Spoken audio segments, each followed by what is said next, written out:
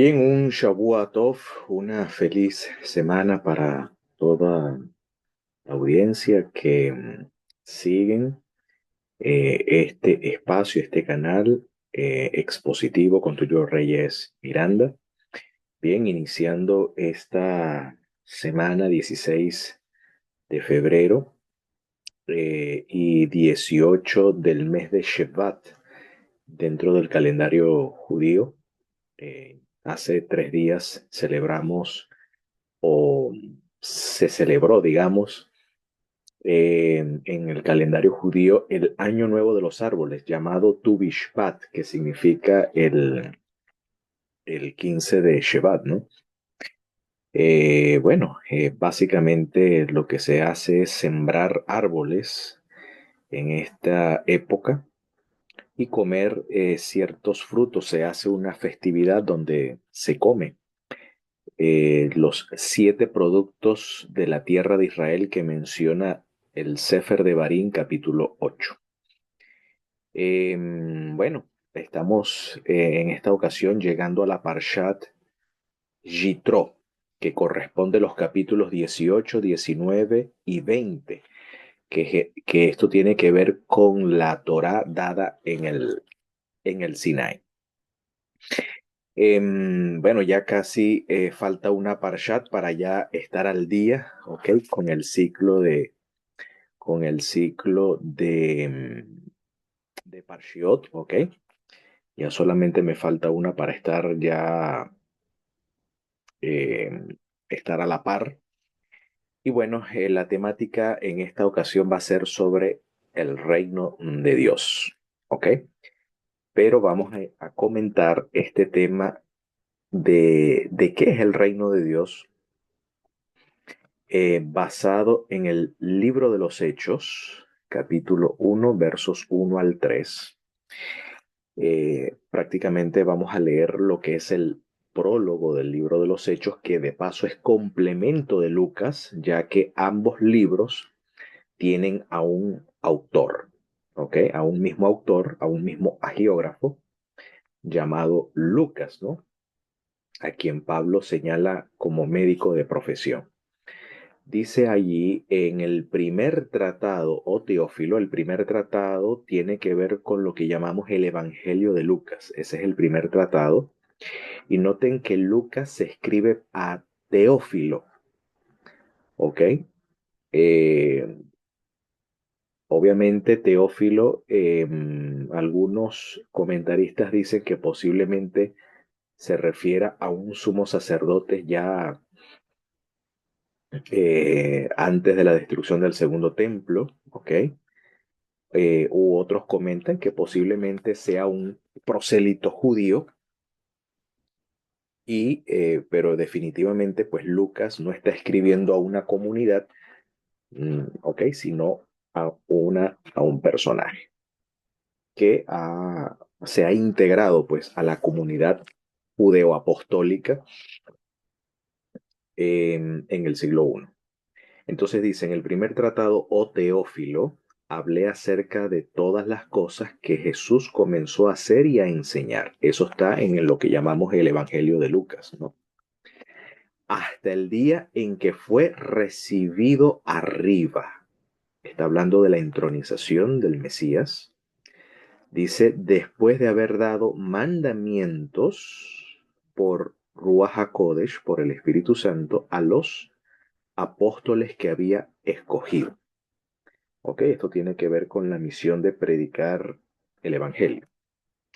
A quienes también después de haber padecido, es decir, haber padecido el Mesías, se presentó vivo con muchas pruebas indubitables, apareciéndoseles durante 40 días, hablándoles acerca del reino de Dios.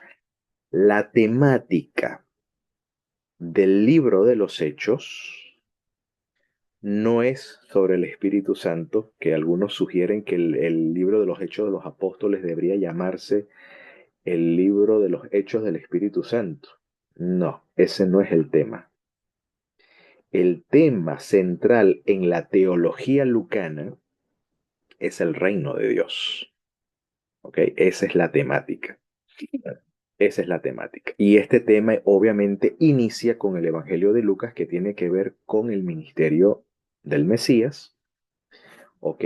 Y le da continuidad con el ministerio, obviamente, del Espíritu Santo a través de los apóstoles. Pero aquí el punto es el reino, no es otro tema. Aquí el punto no es ni la predicación del Evangelio, no es el tema central, no es el enfoque no es el Espíritu Santo, el enfoque no es el ministerio apostólico, el enfoque es el reino de Dios. Esa es la temática en Hechos y en Lucas. Notemos ahora en Lucas, ya que el autor viene una línea, viene un hilo central que recorre el documento. Fíjense, ahora, cuando dice acá que Jesús les habló durante los 40 días después de su resurrección a sus apóstoles, les habló acerca del reino de Dios. Noten que este tema lo especifica en el verso 6, cuando dice, entonces los que se habían reunido le preguntaron diciendo, muchos cristianos leen esto y todavía no se dan cuenta que aquí el tema es Israel. Dice, Señor, restaurarás el reino. Noten, restaurarás el reino a Israel en este tiempo. Quiere decir que el reino de Dios tiene que ver con restaurar el reino a Israel. El reino tiene que ver con la sucesión de reyes del linaje davídico. Ok, recuerden que desde que Israel o los judíos o Yehudá va al cautiverio en Babilonia durante los 70 años, hubo un corte de los reyes, siendo el último rey del linaje davídico, quien reina en Israel es Sedequías. Y de allí no ha habido más reyes, digamos, que, eh, que reinen sobre Israel, es decir, una monarquía. No hay más monarquía. Obviamente, luego viene una sucesión de imperios, Medo-Persia, luego viene Grecia, luego viene Roma. Herodes, quien reinaba en Israel, no era judío, no era del linaje davídico, era idumeo, era de Edom. ¿Ok? Por lo tanto, el rey del linaje davídico no existía en el siglo primero. Y ese es el tema que aquí Lucas se enfoca. ¿Ok? Él es el cumplimiento de la promesa dada a David. Ese es el reino aquí. Por eso dice, Señor, restaurarás el reino a Israel, porque obviamente esperaban la llegada del Mesías. ¿Ves? Es decir, que con la intronización del Mesías en Israel, obviamente, se restaura el reino en Israel. Y esa era la esperanza, y ese es el tema que aquí Lucas trata. Entonces dice, Señor, restaurarás el reino a Israel en este tiempo, siglo I. Y les dijo el maestro, no os toca a ustedes saber los tiempos o las sazones. ¿Ok? Los cronos, es decir, la cronología, los cronos, y el kairos, es decir, la época señalada. Es decir, no les toca a ustedes saber el crono, la cronología, el cronos, ni tampoco la época, el kairos, que el Padre, que Abba, puso en su sola autoridad, en su sola potestad. Mientras tanto, esperamos la restauración del reino, eso es lo que el maestro quiere decir aquí, pero recibiréis poder entre tanto que eso se lleve a cabo, la restauración. Entonces quiere decir que tiene que haber el cumplimiento de esta restauración. El reino de Israel debe ser restaurado. Y ese es el tema del reino en el Evangelio de Lucas y en los escritos y en este caso el libro de los Hechos. ¿Ok? Pero noten que el reino gira en torno a Israel. Ese es el punto. Entonces luego dice, entre tanto recibiréis poder cuando haya venido sobre ustedes el Santo Espíritu, el Ruach HaKodesh, y me seréis testigo, es decir, este poder, esta Ruach HaKodesh habilita a los apóstoles para dar testimonio de que Jesús es el Señor, Jesús es el Mesías. Me seréis testigos en Jerusalén, en toda Judea, en Samaria y hasta los confines o hasta lo último de la tierra, los confines de la tierra. Entonces, la predicación del Evangelio en sí, este testimonio en sí, es lo que va a restaurar el reino a Israel. Entonces, ahora, esto ya fue anunciado desde los primeros capítulos, por eso que este es el principal tema de Lucas. Ya esto fue anunciado en el primer capítulo de Lucas, verso 30 al 32. Eso es importante seguir el discurso, ¿no?, del autor. Y dice, y este es el tema principal de la teología lucana. La teología lucana se enfoca es en el reino de Dios a Israel. Noten, entonces el ángel le dijo, Miriam, no temas. Miriam en hebreo, María es Miriam en hebreo. No temas porque has hallado gracia delante de Dios y ahora concebirás en tu vientre y parirás un hijo y llamarás su nombre Yeshua. ¿Ok? Yeshua, arameo, Yehoshua, hebreo. ¿Ok? Y este será grande y será llamado el Ben Elión, Hijo del Altísimo. Y el Señor Dios, es decir, Adonai Elohim, el Señor Dios, le dará noten, el trono de David, su padre. Este es el tema de Lucas.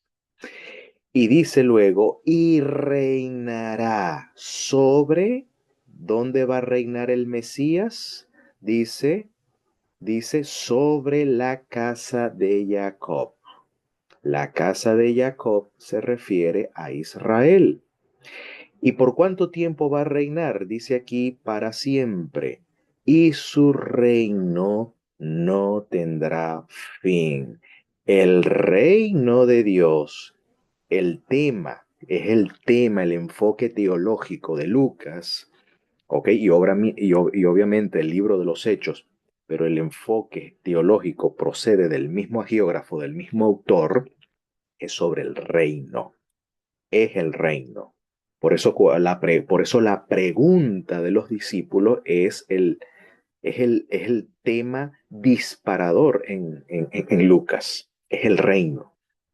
¿Ok? Y aquí está anunciado.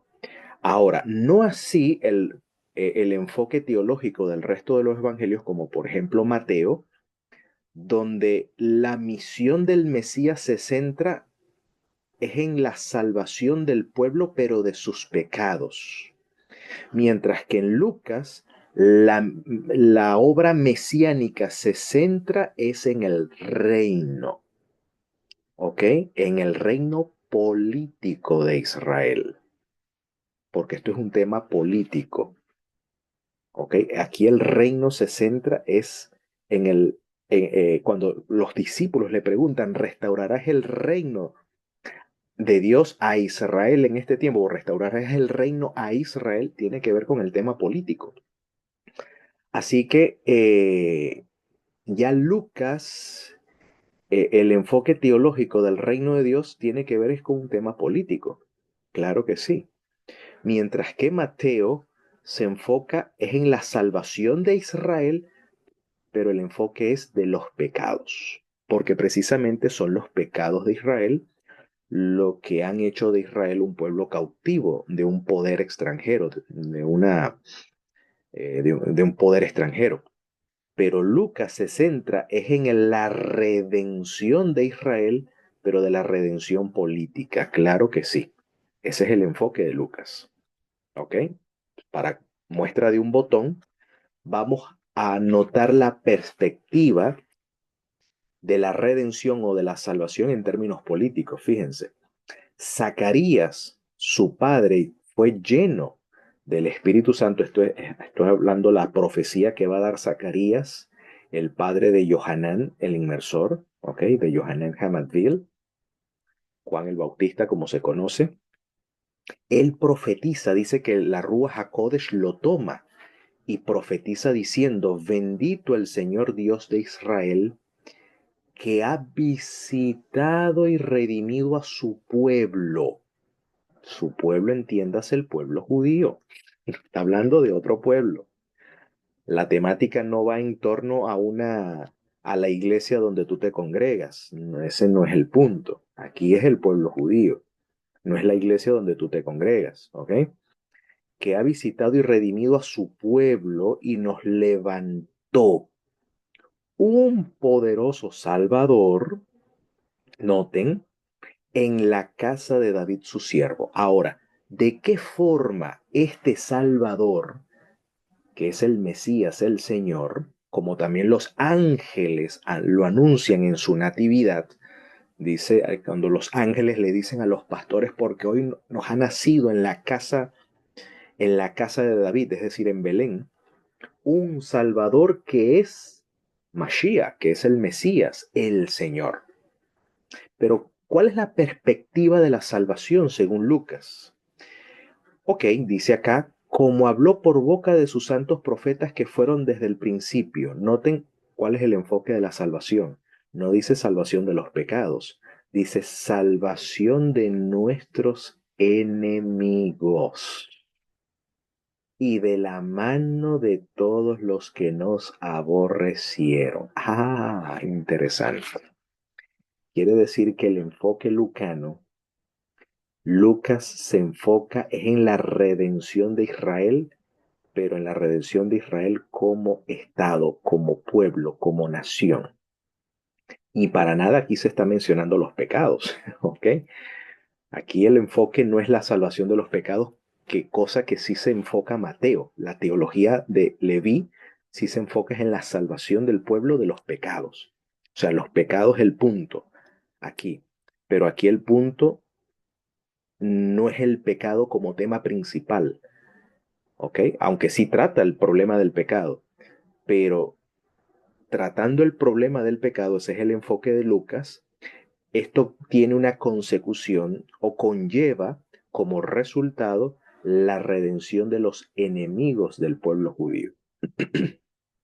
Es decir, salvación de nuestros enemigos de la mano de todos los que nos aborrecieron para hacer misericordia con nuestros padres y acordarse de su santo pacto, el pacto eterno, el pacto abrahámico, del juramento que hizo Abraham nuestro padre, que nos habría de conceder que, librado de nuestros enemigos, sin temor le serviríamos en santidad y en justicia delante de él todos nuestros días. Esta es la salvación en Lucas. El enfoque de la salvación en Lucas es que el pueblo de Israel, y esa es la restauración del reino a Israel, consiste en emancipar a Israel de los enemigos, es decir, de los gentiles que oprimen a Israel, y que Israel con libertad política pueda servir a Dios en santidad y en justicia delante de Él todos los días. Esa es la visión salvífica. Esta es la soteriología de Lucas. Este es el enfoque. Si uno pierde de vista esto, pues obviamente le está imponiendo al texto una salvación que el autor no está tratando. ¿Ok? No es así como Pablo, que Pablo el enfoque es si es el pecado, es la redención, es presentar un Mesías que te salva, que te redime del pecado, al igual que Mateo, pero Lucas no. Lucas no va por allí. No es que no esté tratando el tema del pecado, sí lo trata, pero no como enfoque principal. El enfoque principal en Lucas es el reino, ¿ok? Y esto es importante. Ahora, ¿cuál es la naturaleza del reino según Lucas? Bueno, Lucas menciona en el capítulo 17, versos 20 al 22, cuando los perushim, los fariseos, le preguntan a nuestro maestro, le preguntan a Yeshua, dice, ¿cuándo vendrá el reino de Dios? Claro, los fariseos no eran ignorantes de la profecía de Daniel, donde la profecía de Daniel, hay muchas profecías en las escrituras que es necesario clasificar, ¿ok? Lo digo de forma didáctica. Cuando se estudian las profecías, las personas creen que estudiar profecía es solamente estudiar Daniel y Apocalipsis. Y es que no hay más profecías en la Biblia. Prácticamente toda la escritura es una palabra profética. Están las profecías dadas a Abraham, por ejemplo, las profecías del pacto. Eso es un conjunto de profecías importantes que hay que analizar, ¿ok? Las profecías del templo. ¿Sabe cuáles son las profecías de los dos templos? Las profecías de los dos templos están en Levíticos 26 y en Deuteronomio 28. Eso también, esos capítulos también es profecía, ¿ok? La profecía de Bilán, de Balaán, también narra toda la profecía del pueblo de Israel. Está en la profecía de Bilán, que en la próxima parsha, cuando toque la parshat Bilán, comentaremos sobre las profecías que el Eterno le reveló a Bilán. Y las profecías que tiene que ver con el reino, o con los reinos, o la sucesión de reino, eso es Daniel y eso es Apocalipsis. ¿Ok? Entonces, como aquí la temática es el reino de Dios, entonces esta profecía está enmarcada dentro de la profecía de reinos. Y la profecía de reinos lo trata, en este caso, Daniel. Y pues Daniel claramente habla de cuatro reinos, de cuatro imperios que se levantarían y que dominarían al pueblo judío. ¿Ok? No está hablando de China, no está hablando de Japón, no está hablando de Rusia, porque ninguno de estos países han conquistado o dominado al pueblo judío en la tierra de Israel. ¿Ok? Tiene que ver con aquellos imperios que han dominado la tierra de Israel. En este caso ha sido Babilonia, Medo-Persia, Grecia y Roma. Y Roma. ¿Ok? Entonces, entonces la pregunta es el tiempo exacto. ¿Cuándo vendría el reino de Dios? Y Jesús él les dice, el reino de Dios, mira, lo sorprende con esta declaración, el reino de Dios no va a venir en forma visible. La gente no va a decir, mira, está aquí o está allí. Eso lo hace el falso Mesías. ¿Ok? El falso Mesías cuando aparezca en el desierto o aparezca en los aposentos, la gente va a decir, mira, está en el desierto, mira, está allá en los aposentos. No, porque en realidad Dios ya reina entre ustedes. Obviamente Jesús se los está diciendo a sus discípulos, o en este caso, sí, a sus discípulos, a sus seguidores. ¿Ok? Ya Dios reina entre ustedes. ¿Por qué Jesús dice esto? Que el reino de Dios no es algo que obviamente sí se enfoca a Lucas, pero ya Jesús está planteando la idea de que que Dios ya reina entre ustedes porque el reino de Dios tiene que ver con Israel, con la nación, con el pueblo judío. Bien, eh, fíjense, en la Torá, en la Torá, este tema del reino de Dios inicia ya en el monte Sinai. Por primera vez en toda la Torá, cuando se va a hablar del reino de Dios, se habla en el capítulo 19 del libro de Éxodo. Y esto es importante considerar. Y esto es precisamente parte de la Parsha de la semana. ¿Ok? Esta sección, Parsha Yitro. Dice, Moisés subió a Elohim, a Dios, ¿ok? Y el Señor lo llamó desde el monte, diciendo, esto es ya cuando los hijos de Israel llegan al monte Sinai en el novilunio o en el primer día del mes tercero, del tercer mes. En el novilunio del tercer mes llegan a Sinai. 3 días después, el Señor llama a Moshe a subir al monte y le dice lo siguiente. Así dirás a la casa de Jacob. Noten, la casa de Jacob. La casa de Jacob se menciona acá en Lucas, cuando dice que, hablando de Yeshua, que Yeshua será grande, será llamado el Ben Elión, porque el Señor Dios le dará el trono de David su padre y reinará sobre la casa de Jacob. ¿Ok? Entonces la casa de Jacob se menciona aquí en el Sinaí. Así dirás a la casa de Jacob. Esto tiene que ver con el tema del reino. Cuando se hace mención la casa de Jacob, tiene que ver la casa de Jacob como institución, como nación, como pueblo, ¿ok? Como institución política, vamos a decirlo así, como Estado, ¿ok? La casa de Jacob. Y anunciarás a los hijos de Israel. Hijos de Israel es su identidad como pueblo de Dios, ¿ok? Entonces dice, ustedes viste lo que hice a los egipcios, cómo os tomé sobre las alas de águila y os he traído a mí. Está hablando de la redención de Egipto, ¿ok? Que ese es el tema principal del Éxodo, es la liberación, la redención. Y noten que la redención de Egipto no se enfoca en el pecado de Israel, sino que se enfoca en la redención del cautiverio, del dominio gentil, en este caso de los egipcios sobre Israel. En eso se enfoca la redención. Ahora pues, si dieres oído a mi voz, aquí hay un sí que condiciona. Esto es importante. Ahora pues, si dieres oído a mi voz, si prestas atención a mi voz, si escuchas mi voz, en realidad en el hebreo dice, si escuchar, escucharás a mi voz, ¿ok? Pero hay un sí que condiciona.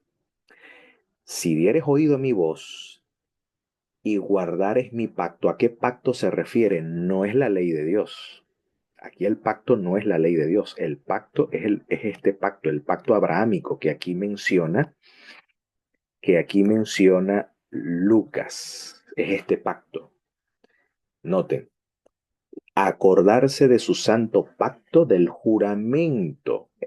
Aquí su pacto, guardar el pacto está hablando de guardar el juramento que Dios hizo a Abraham, nuestro padre, que nos había de conceder el que, librado de nuestros enemigos, y aquí Dios cumplió el pacto cuando los emancipó de Egipto, los emancipó del faraón, y que sin temor le serviríamos en santidad y en justicia delante de él todos nuestros días. Bueno, ese es el pacto aquí en el Sinaí. El Eterno le da la Torá a fin de que Israel pueda servir en santidad y en justicia todos sus días como una nación libre, como una nación independiente y como una nación separada del resto de las naciones del mundo. Eso es el reino. ¿Ok? Noten. Si dieres oído a mi voz y guardas mi pacto, es decir, si vigilas en mi pacto, es decir, el juramento que le hice a Abraham, y aquí ya Lucas nos especifica cuál es ese pacto, es el mismo pacto de Génesis 15, el pacto entre las partes, el juramento dado a Abraham, ¿ok? Ustedes, ustedes serán mi especial tesoro. Ojo, esto no tiene que ver con la elección, esto tiene que ver con la misión. Si Israel escucha la voz del Eterno, y si Israel guarda el juramento, el pacto abrahámico, en consecuencia, Israel sería un especial tesoro sobre los pueblos, porque mi es toda la tierra, dice el Señor. Y noten, ustedes me serán un reino de sacerdotes, me serán un reino.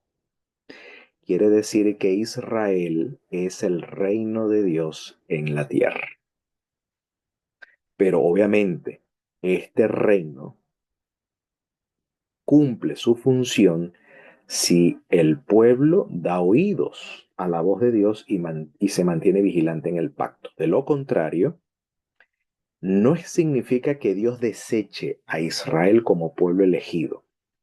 No se refiere a eso, sino que lamentablemente si Israel hace las cosas mal, no se cumple el propósito que Dios tiene a través de Israel. Pero eso no significa que Dios deseche a Israel como así. Es decir, la elección de Israel no está condicionada porque según Romanos 11:28 dice, los dones de Dios son irrevocables.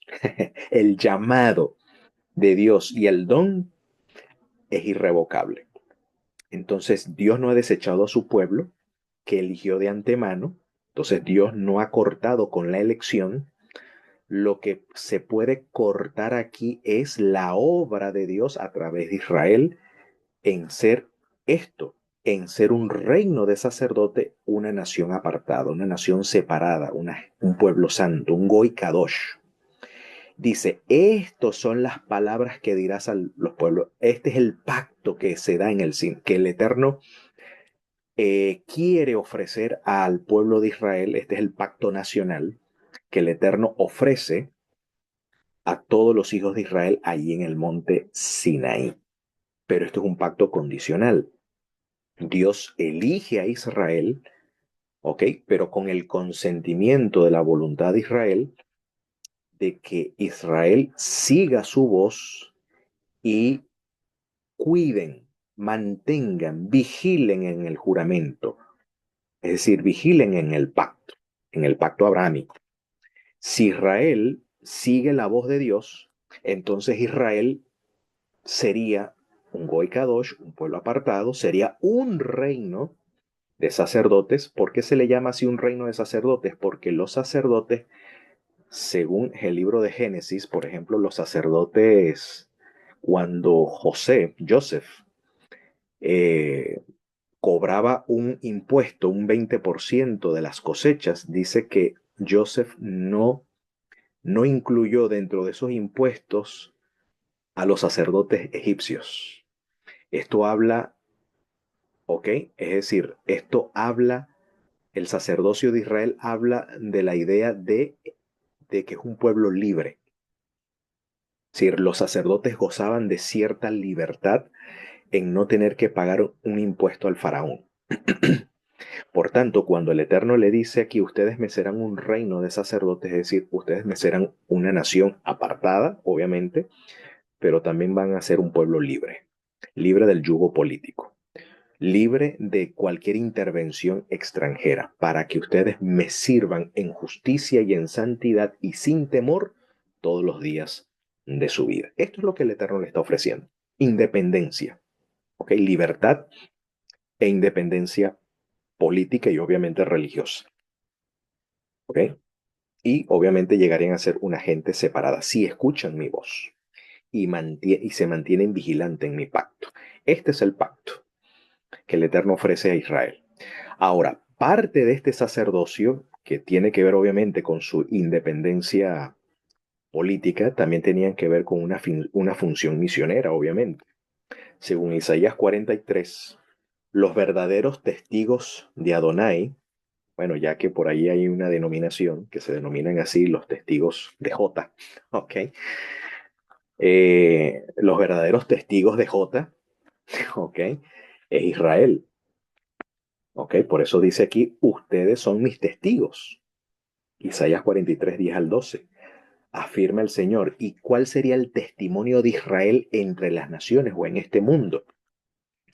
Porque además lo llama mi siervo, y mi siervo a quien he escogido. Ahora, esta elección no es revocable. Quiero que sepan. Y aquí los digo con todas las letras. ¿Ok? Sí, porque muchos han intentado decir para justificar el antisemitismo o la teología del reemplazo, no, que las condiciones a Israel estaban acondicionadas. Pero sí, pero es verdad, hay profecías que están condicionadas en Israel, pero no la elección. La elección no está condicionada, porque irrevocable es el llamado de Dios a Israel. O sea, el pueblo judío sigue siendo el pueblo elegido. Dios no ha cortado la elección. ¿Ok? Y aquí, bueno, Isaías lo confirma. Afirma el Señor y mi siervo a quien he escogido, para que me conozca. ¿Ok? Esa es la función de Israel. Dios ha elegido a Israel como su siervo y su servicio sería ser testigo, dar testimonio, pero obviamente para primero dar testimonio tienen que conocerlo. Por eso dice, para que me conozca y crean en mí.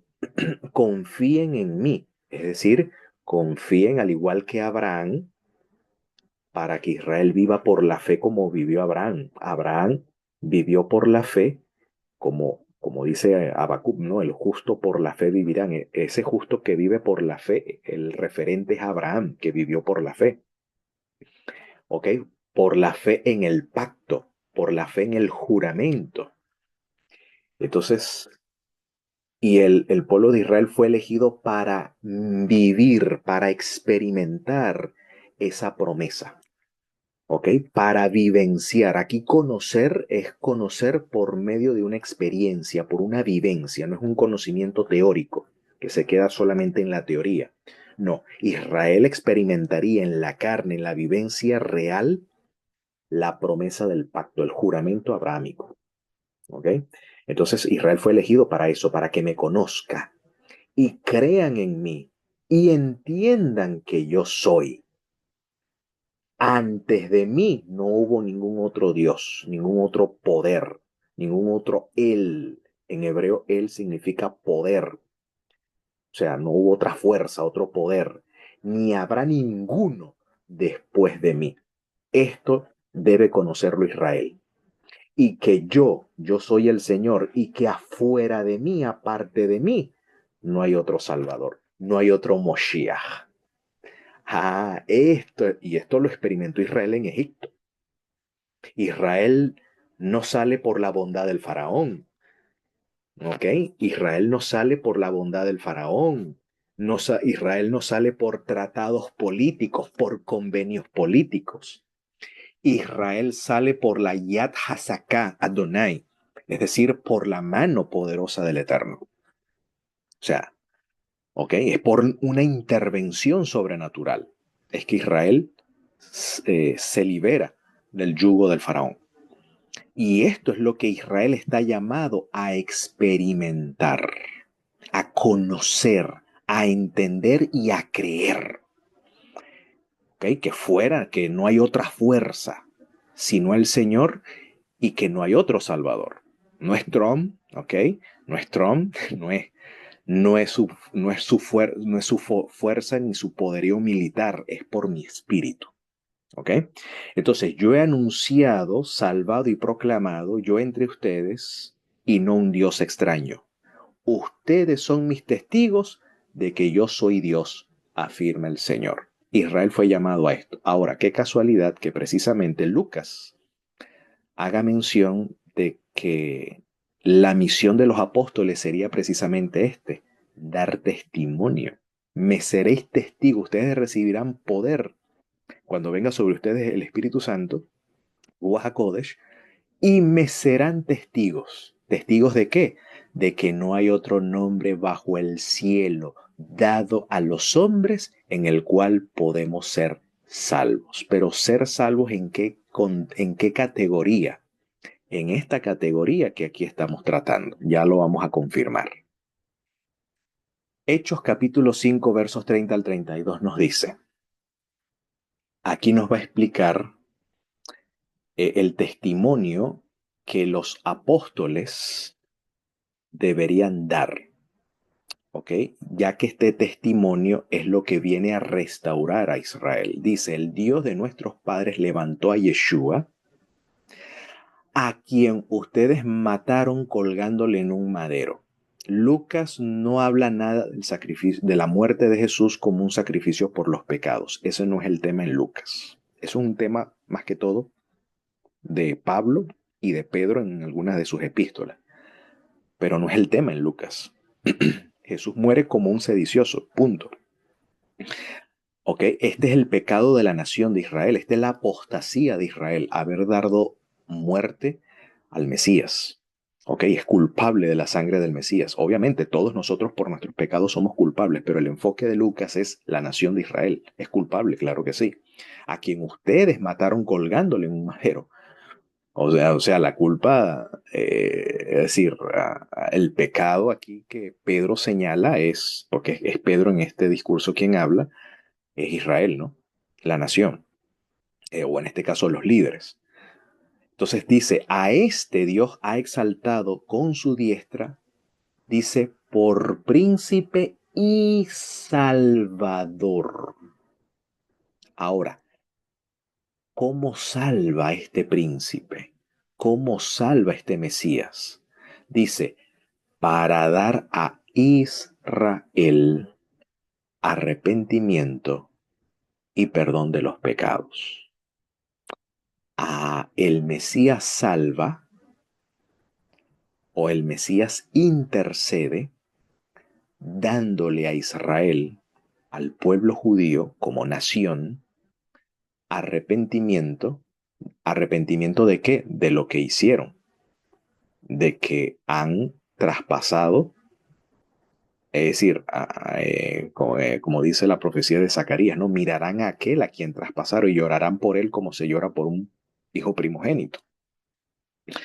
¿Ok? Es decir, que cuando un judío ve la responsabilidad de haber negado al Mesías, en cierta manera, pues participa de esta, de este pecado, pues por así decirlo. Entonces, para dar a Israel arrepentimiento y perdón de los pecados. Y nosotros somos testigos suyos de estas cosas, es decir, los apóstoles son testigos de estas cosas, y también el Espíritu Santo, el cual ha dado Dios a los que le obedecen. Así que la salvación que el Mesías brinda a Israel es el don del arrepentimiento y el don del perdón de los pecados. ¿Ok?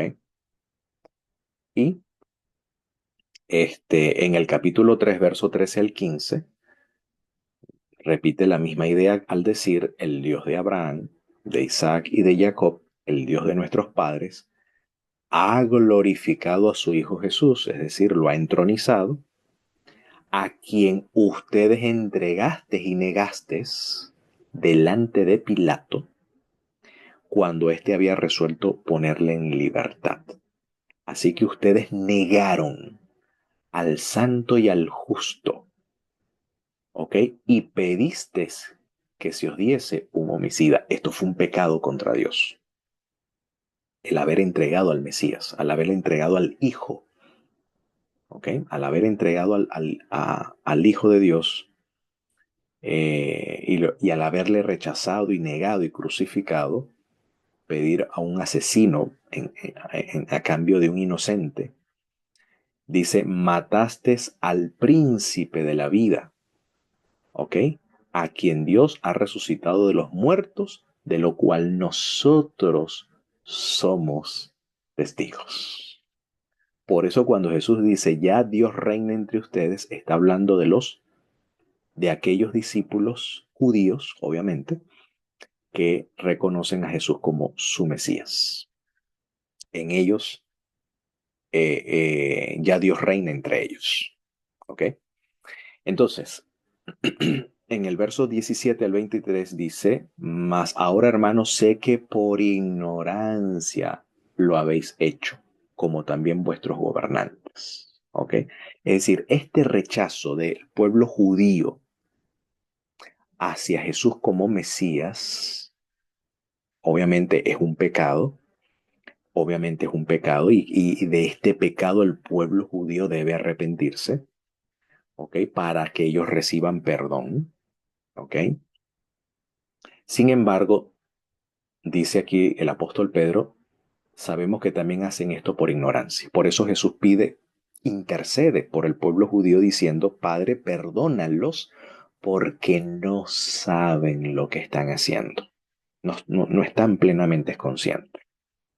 Pero Dios ha cumplido así lo que había antes anunciado por boca de todos sus profetas que su ungido había de padecer. Bueno, Isaías 53, el siervo, el canto del siervo que sufre, ¿no?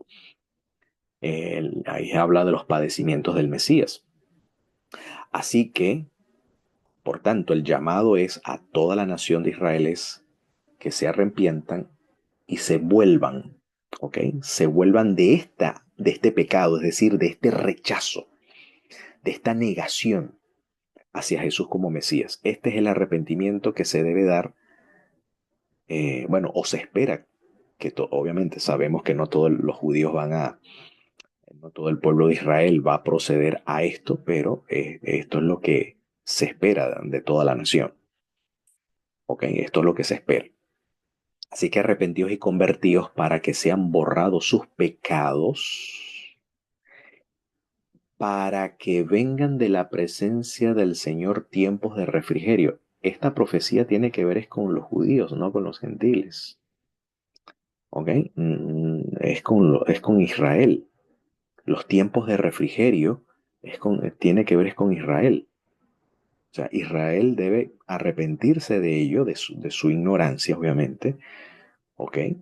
De haber negado, rechazado y darle muerte al santo y al justo, al Hasid y al Sadik, ¿ok? Este, a fin de que ellos puedan recibir los tiempos de refrigerio. ¿Cuál es el tiempo de refrigerio? El don del Espíritu Santo, el don de Ruach HaKodesh, ¿eh? Para que ellos reciban el don de Ruach HaKodesh. Y noten, y Él envíe a Jesús Mesías, que os fue antes anunciado. Quiere decir que la venida, según Lucas, esto es importante a la hora de analizar en temas de profecía, deberíamos poner atención a esto, que la venida del Señor, según Lucas, está condicionada al arrepentimiento de Israel. Porque para que el Señor pueda enviar a Jesucristo, deben haber ciertos marcadores que disparan este acontecimiento, como es la venida del Espíritu Santo, la venida de la presencia del Señor, es decir, los tiempos de refrigerio, y el borramiento de los pecados. Pero el borramiento de los pecados y los tiempos de refrigerio están condicionados al arrepentimiento y a la conversión del pueblo del pecado de haberlo rechazado y negado.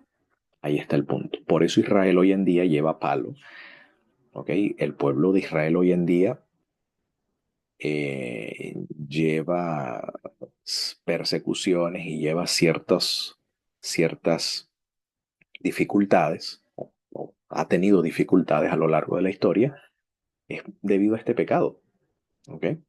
Que Israel no ha querido, o sea, Israel como nación, no estoy hablando de miembros individuales, sino estoy hablando de Israel, los que gobiernan a Israel, es decir, los líderes de Israel. No han reconocido a Jesús como Mesías. O sea, en este caso los gobernantes, ¿ok? Los responsables de la nación. Entonces no se han vuelto de este pecado y bueno, han tenido que padecer en cierta forma. Por eso que el reino de Dios a Israel no se ha restaurado. Porque el hecho de que ahorita Israel esté allí en su tierra, ciertos judíos estén en su tierra, pero están allí en su tierra por tratados políticos, por convenios políticos, no por una redención evidente, por una intervención del Eterno. ¿Okay? Entonces dice luego, y él envía a Jesús Mesías, que fue antes anunciado, a quien de cierto es necesario que el cielo, dice aquí reciba, pero en griego en realidad la palabra es que el cielo retenga. O sea, el cielo retiene, porque Jesús quiere venir, pero el cielo lo retiene. Aquí un eufemismo para decir Dios Padre, lo retiene. ¿Lo retiene hasta cuándo? Aquí está la pregunta de los fariseos. ¿Cuándo vendrá el reino de Dios? Dice, hasta los tiempos de la restauración de todas las cosas. ¿Cuál es el tiempo de la restauración de todas las cosas? Lo que los discípulos preguntaron al principio en el libro de los Hechos capítulo 1. ¿Cuándo restaurarás el reino a Israel en este tiempo? En este tiempo, restaurarás el reino de Israel en este tiempo. Ok, entonces la restauración de todas las cosas es la restauración de Israel. Ok, es la restauración de Israel. Esa es la restauración de todas las cosas. Es la restauración de Israel. Entonces, el Mesías es retenido en los cielos hasta que se dé la restauración de Israel. Ahora, ¿cómo se va a dar la restauración de Israel? Dice, bueno, de esta restauración dice que Dios habló por boca de sus santos profetas que había sido desde tiempo antiguo. Y noten, aquí el autor Lucas va a mencionar a uno de esos profetas, va a citar a Moisés, va a citar la Torá, que habla de esta restauración. Noten, porque Moisés dijo a los padres, el Señor vuestro Dios os levantará profeta de entre sus hermanos como a mí. ¿Cuál es la función básica de un profeta? No solamente ser el portavoz. Dios levanta profetas para que el pueblo se vuelva del error, para que el pueblo se vuelva del pecado. Este profeta sería levantado en la nación, ¿ok? De entre sus hermanos, ¿ok? Como a mí, dice Moshe. Dice, y a él escucharán en todas las cosas que os hable. Y toda alma que no oiga, no escuche a aquel profeta, será cortado del pueblo. Esto habla de juicio. ¿Ok? Quiere decir que la restauración de todas las cosas, que es la restauración de Israel, del reino a Israel, es que Israel oiga al profeta que el Señor ha levantado. Ya el Señor ha levantado al profeta y es Mashiach, ¿ok? Es el Mesías. Pero Israel no se ha vuelto, no ha querido oír al profeta y por lo tanto no se ha dado la restauración de Israel. Pero esto se tiene que dar en algún momento de la historia. Esto se tiene que dar, porque de lo contrario, según Lucas, Jesús no viene.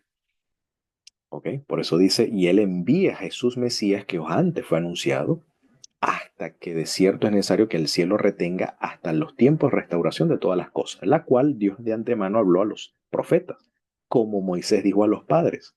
Y cita aquí Deuteronomio 18:18. Por tanto, oír al profeta, oír al profeta también es el cumplimiento del pacto en el Sinaí, cuando dice, si escuchan mi voz. Y aquí escuchar la voz, ¿ok? Escuchar la voz es escuchar al profeta. El autor de Hebreos dice, Dios habiendo hablado muchas veces y de muchas maneras, Dios ha hablado, ¿ok? Y ha hablado muchas veces y de muchas maneras en otros tiempos a nuestros padres por los Nebijim, por los profetas. Pero en estos últimos tiempos, en estos últimos días, nos ha hablado por el Hijo, a quien ha constituido heredero de todo. Si escuchamos, si no desechamos al que habla en estos últimos tiempos, entonces se cumple la promesa dada a Israel de que serían un reino de sacerdotes, una nación santa, serían su especial tesoro. Pero debido a que Israel no ha escuchado, esa, esa profecía no se ha cumplido de manera completa. Sí ha habido cumplimiento parcial, pero no total, no completa. Es decir, no se ha dado la restauración plena y total del pueblo de Israel. De allí entonces que podemos entender en ese marco y en ese contexto lo que nos dice Pedro. El Señor no retarda su promesa, refiriéndose a la parusía, a la presencia o a la venida del Señor. El Señor no retarda su promesa según algunos lo tienen por tardanza, sino que es paciente para con nosotros, no queriendo que ninguno perezca, sino que todos, aquí todos, se refiere al pueblo judío, ¿ok? Sino que todos, ¿ok? Bueno, también a todo el mundo, obviamente no todo el mundo va a proceder al arrepentimiento, pero aquí, en especial, según lo que leímos en Lucas, esto tiene que ver con el reino de Dios, en este caso a Israel. Por eso Dios no ha desechado a Israel, no ha desechado a su pueblo. Entonces, que todos procedan al arrepentimiento. La profecía gira en torno es a Israel, ¿ok? Porque Dios no ha desechado a su pueblo. Entonces, es importante considerar estos textos que hemos aquí compartido, de estudiar, a la hora de estudiar la profecía, también tenemos que tomar en cuenta la profecía de Romanos 11. No es solamente Daniel y Apocalipsis, también Romanos 11. En Romanos 11 hay profecías, ¿ok?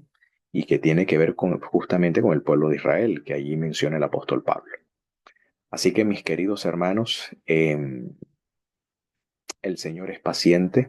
Esto es eh, lo que en esta Parshat Yitro nos está tratando. Ya Dios reina entre aquellos que escuchan. Dios reina en aquellos que escuchan la voz de Dios y que se mantienen vigilante a la promesa, vigilante al pacto, vigilante al juramento.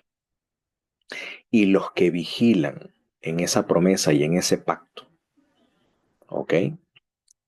Ellos se constituyen en nación apartada, en nación separada. Obviamente los que se dejan guiar por la voz de Dios, en este caso por el profeta que ahora nos habla, que es el Hijo a quien Dios ha constituido heredero de todo, si no desechamos al que habla, entonces en nosotros se cumple la promesa de ser una nación separada, un pueblo apartado, de ser Am Segulá, un pueblo de su especial propiedad, de su especial tesoro, ¿ok? Y de ser un reino de sacerdotes, ¿ok? Como lo menciona el libro de Apocalipsis, que el Señor aquel que nos amó, nos lavó de nuestros pecados con su sangre y nos ha hecho reyes y sacerdotes para Dios.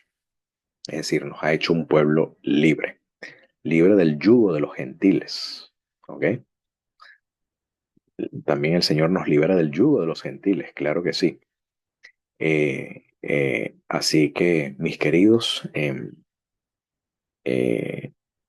que el Señor pues pueda, pueda con su Santo Espíritu, pueda guiarnos y con su benignidad pueda guiarnos a un genuino, a un sincero arrepentimiento, eh, y que no participemos de el juicio de crucificar de nuevo al Hijo de Dios cuando desechamos su voz. Que si escuchamos hoy su voz, no endurezcamos nuestros corazones, siendo crucificando de nuevo al Hijo de Dios y siendo reos pues del juicio eterno, resistiendo al Espíritu de gracia quien nos llama y quien nos anima a volver a Él. Y mientras esto se haga así, quiera el Eterno enviar también pronto al Mesías y que sea en nuestros días y digamos a ello, amén.